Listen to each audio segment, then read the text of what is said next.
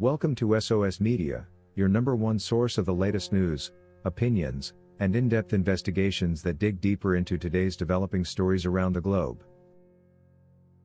Over and over again, when I tried to let people know that I was deeply following the New York trial, they got puzzled.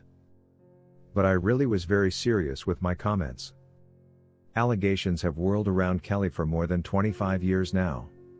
Time and again they ask me, wasn't Kelly apprehended a long time back? Definitely, he was arrested late in July 2019, and he has been in custody for 2 long years since. In any case, they may likewise be thinking about his most memorable trial in 2008, and those allegations, which seem to be extrapolated to the ongoing Chicago charges. What's more, presently, without a second thought, I have again been carefully following the Chicago trial. Now the verdict is out, and although R. Kelly has been cleared of more than half of the counts in his indictment, he has still been found guilty on 6 of the counts, and yet his co-defendants, Daryl McDavid and Milton June Brown, are having their charges dropped. What a scenario. Simply recollect that in 2002, in his home neighborhood of Chicago, Kelly was prosecuted on charges after a videotape, highly believed to have been fake, flowed. An entire 6 years after the fact, Kelly went to trial and was acquitted of all charges. The young lady who was believed to be on the tape and her mother refused to testify. The 2008 trial figures strongly into a portion of the ongoing Chicago charges, which incorporate allegations that Kelly and individuals from his internal circle scared the young lady and her parents, and convinced them to deceive both police and the jury. Their resulting refusal to affirm the video claims appears to have influenced many legal hearers to clear Kelly of all charges. Amazingly, they currently have the energy to affirm and concede they lied. It is also right to believe that they wouldn't have ever affirmed if R. Kelly still had lots of money, like he did back then. I'm also not very sure if their actions should go unpunished. In those days, it seemed like a large part of the mainstream society discussion was principally about R. Kelly and his supposed preferences and ways of behaving, and not such a great amount about anybody who might have been supposedly harmed.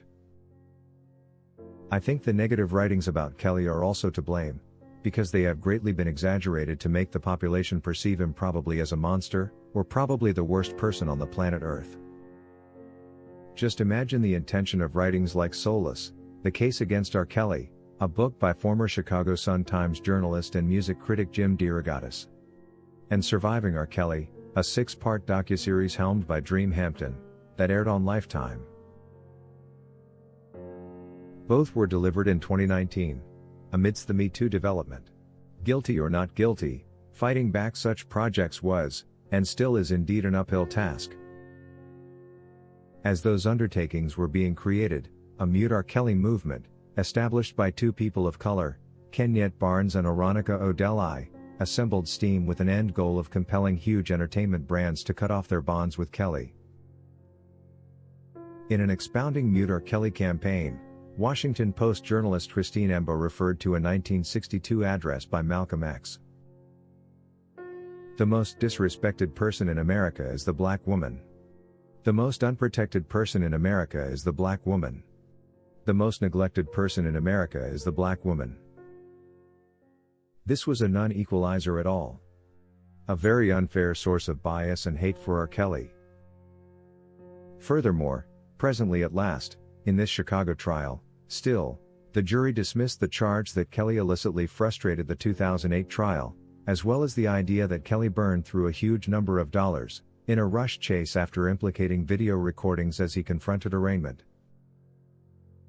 However, the federal authorities were disheartened in the not liable decisions. Furthermore, Jennifer Bonjean, Kelly's lawyer, said they ought not be celebrating. She has said the federal authorities got greedy and overcharged the case. The jury acquitted former Kelly business manager, Daryl McDavid, and former assistant, Milton June Brown, Kelly's co-defendants, of all charges.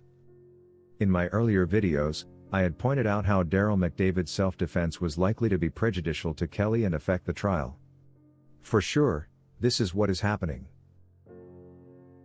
Kelly, who is already serving a 30-year federal prison sentence for a racketeering conviction last year in New York, showed no obvious reaction as the verdict was read. He probably knew how biased and unfair the whole process has been.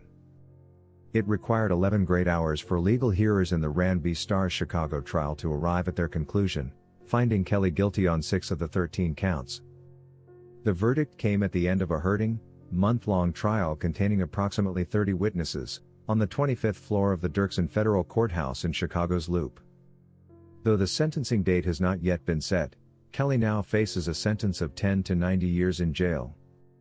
It's my prayer that the judge will not add any time to the end of Kelly's current sentence, but have him serve the terms concurrently. His lead attorney, Bonjean, later tweeted that Kelly was in good spirits despite a mixed verdict. He won 7 counts of this indictment, more than he lost. She confirmed she intends to appeal the verdict. R. Kelly is also grateful to all that support him and asserts that the fight continues. I am also optimistic the appeal will yield better results in favor of R. Kelly, the king of R&B. I am also optimistic the appeal will yield better results in favor of R. Kelly, the king of R&B. Thank you for watching today's video brought to you by SOS Media. If you haven't subscribed to our channel yet, please subscribe, and hit the bell icon so you never miss any of our videos. Also remember to leave your comment about today's topic in the comment section below.